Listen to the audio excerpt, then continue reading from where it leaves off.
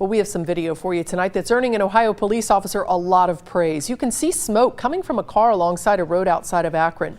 The police officer pulls up and jumps right into action. He and the driver help to carry an older woman out of the car. And watch what happens right after that. Smoke gives way to flames. Luckily, no one was hurt.